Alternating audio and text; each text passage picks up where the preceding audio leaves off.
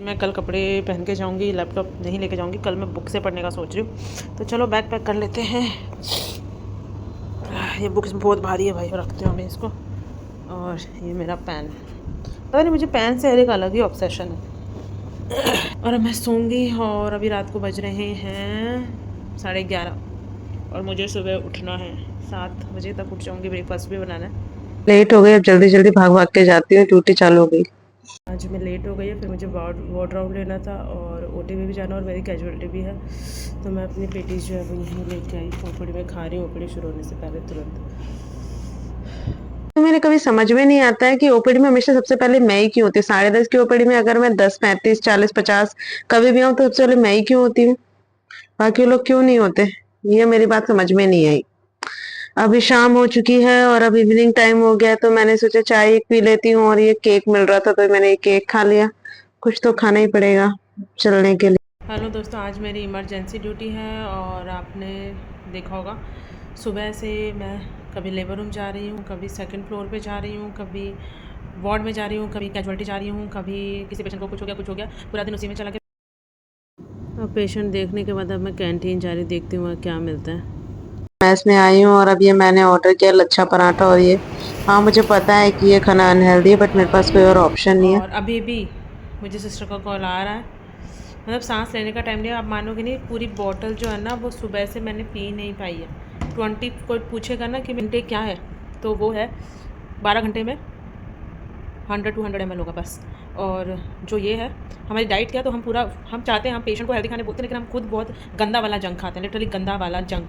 मैं खाना नहीं चाहती, लेकिन अब कोई और ऑप्शन नहीं है, पूरी रात तो भूखे नहीं रह सकते। जाती हूँ, मैं सिस्टर का फ़ोन आ रहा है। कल बहुत सारे पेशेंट ऑपरेशन के लिए, तो मैंने सबको कंसेंट लिखा, उनके अभी नोट्स डाले। अभी 2 बज रहे हैं और अभी मैं लेबर रूम जाके गई हूँ, एक पेशेंट आईसीयू शिफ्ट हुआ है। अब मैं जाके जो है पानी पीऊँगी और बचा हुआ काम करूँगी, और सुबह शायद ओटी में भी जाना पड़ सकता है, इसलिए ओपीडी भी। और आपको पता है मैं कल शाम को 4 बजे फ्री होंगी। मैं आज सुबह 8 बजे से मैंने ज्वाइन किया है, और कल शाम को 4 बजे में फ्री होंगी। के बज रहे हैं 2:15 और मैं बस घूम रही हूँ, कभी कैजुअलिटी, कभी कहाँ, कभी किस पेशेंट को क्या हो रहा है, कभी क्या हो रहा है। कल बहुत सारे पेशेंट का ऑपरेशन के लिए। अभी मुझे फिर से कॉल आ गई है, वो काम पूरा हुआ नहीं था फ्लोर का, फिर वापस नीचे आके भी कैजुअलिटी में फिर पेशेंट आ गया, और अभी फिर से मैं आ रही हूँ पेशेंट देखने के लिए। 2 आप विश्वास नहीं करेंगे कि मैंने सुबह से ये बोतल भी पूरी ख़त्म नहीं कर पाई है। इसमें भी अभी बचा है थोड़ा सा 50 ml अप्रॉक्स पानी। अभी कितनी हो गई, हाँ 1000 ml हो गई। तो आप समझते मेरा इनपुट पूरे दिन का। अभी मेरा रात का काम कुछ बताया था, तभी मुझे सुबह से फ़ोन आया कि आपको एक ओटी में भी जाना है। तो मैंने सोचा अब क्या ही खाऊं, ओटी में चक्कर खा के ना गिर जाऊं, तो मैं फिर से पेटीज़ खाने आ गई। मुझे पता आप लोग यही सोचेंगे कि कितना जंक खाते हैं, लेकिन अब क्या करूं। आप सोचो सुबह 8 बजे और क्या ही मिल सकता है। मैं ओटी में आ गई हूँ तैयार होके। फाइनली अब 3 बजे मैं जा रही हूँ, जो मैं कल सुबह 8 बजे आई थी, और वो भी मेरी एचओडी की मेहरबानी कि उन्होंने मुझे अब 1.5 घंटे जल्दी जाने कह दिया। और मेरा प्रेजेंटेशन भी था जो मैंने जैसे तैसे दिया, लेकिन वो ठीक हो गया। और लकीली पता है, जो प्रेजेंटेशन मुझे डीजीओ में आया था वही प्रेजेंटेशन मुझे अभी वापस आ गया, तो मेरे लिए आसान था और वो इम्प्रेस भी हो गए। तो अब मैं जा रही हूँ। मेरे हस्बैंड की भी 24 आवर्स ड्यूटी थी, हम ज़्यादा बात भी नहीं कर पाए थे। बात करूँगी, वो भी परेशान थे, पता नहीं किस चीज़ को लेकर। देखो मेरे बाल कैसे हो रखे। तो चलो मैं सोचती हूँ नहा धो के सो जाती हूँ। वैसे भी मेरे हस्बैंड की भी ड्यूटी थी, वो भी 30 आवर्स करके आए थे, मैं भी। तो अब मैं सो रही हूँ, और फिर मुझे पता है डॉक्टर का, अभी मैं 4 बजे सो रही हूँ और मैं 7-8 बजे उठूँगी। हाँ अजीब है, लेकिन यही सच्चाई है, अब क्या करूँ। गाइस अब मैं, आपको मेरी आवाज़ से लग रहा होगा कि मैं कितना ज़्यादा सो के उठी हूँ। 4 से 7 में सोया हूँ। उसके बाद मैंने अभी ब्लैंकेट किया है, और ब्रेड रखी थी बनाने की, मेरी हिम्मत नहीं है। तो मैं अब थोड़ा सैंडविच खाऊंगी। सोचूंगी शाम के बज रहे हैं 9, सुबह फिर से जाना है। परेशान हो गई मैं। सोच रही हूँ मैं घर पे बात कर लेती हूँ। मैंने 2 दिन से घर वालों से बात नहीं की, अभी मैं घर वालों से बात करूँगी। मुझे लगता है पूरी दुनिया में इससे ज़्यादा भरा प्रोडक्ट मैंने नहीं देखा। सब जगह कुछ ना कुछ खाली होता है। देखो इसने कैसे ठसम ठस भरी हुई है एकदम ऊपर तक। मानना पड़ेगा डॉक्टर ओटकर, कहाँ देखा है आपने कहीं पे एकदम ठसम ठस भरी हो। लोग यहाँ तक ही भर के बंद कर देते हैं। ये देखो क्या है ये, फन फूड्स डेट।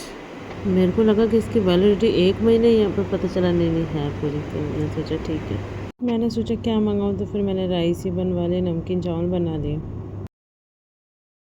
तो मैंने खाना खा लिया और घर वालों से भी बात कर ली है, और फिर मैंने आके जो है बाल वगैरह भी धोए थे। कल मुझे फिर से जाना है, मैं 4 बजे सोई थी, उसके बाद में जब मैं 9 बजे उठी ना, तो फिर मुझे ना उसके बाद से भी ना नींद में भी मुझे कैजुअलिटी और ये सब ही आ रहा था। मतलब मैं नींद भी मेरी सुकून भरी नहीं थी, मतलब कुछ ना कुछ उसमें मुझे याद ही आ रहा था। कुछ कोई पेशेंट फ़ोन कर रहा था, कभी कोई ये फ़ोन कर रही थी, सिस्टर जी मेनली मुझे फ़ोन कर रहे थे, पता नहीं कुछ पूछने के लिए, जबकि मैं ड्यूटी भी नहीं थी।